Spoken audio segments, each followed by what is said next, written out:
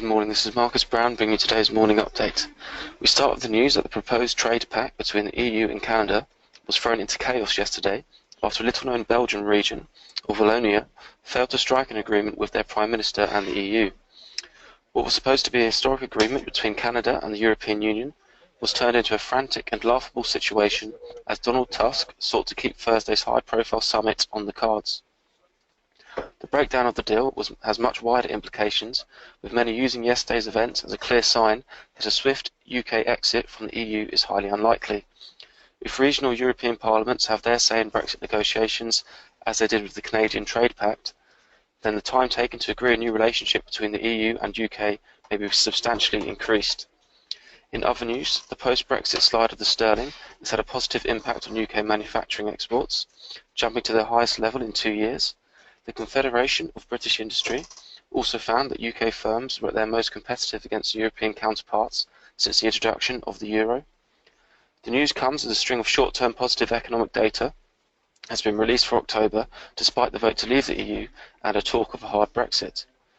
Barclays, Deutsche Bank and Credit Suisse all received some encouraging news yesterday as the US Department of Justice signalled that it may delay its fines on the banks until January, when a new administration has been implemented. In other news, nearly $40 billion of Chinese acquisitions have been pushed back in Europe as Brussels and Berlin look to thwart attempts by Chinese takeovers to resist investment from Beijing.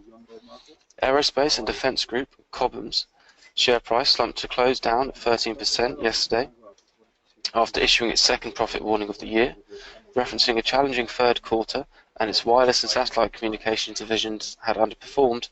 The company expects a 2016 profit of between £255 million to £275 million.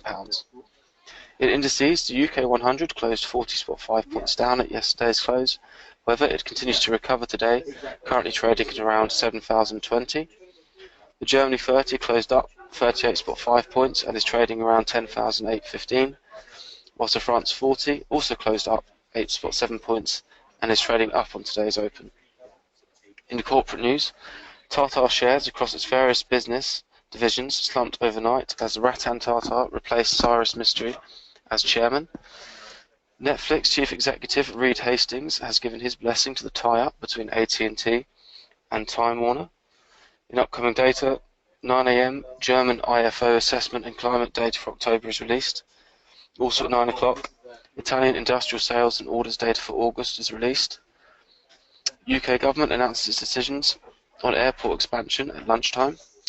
At 1:55 PM, US Red Book Index is announced. At 3:30 PM, Mark Carney gives his speech. And at 4:30 PM, Mario Draghi also gives his speech. Thank you for listening.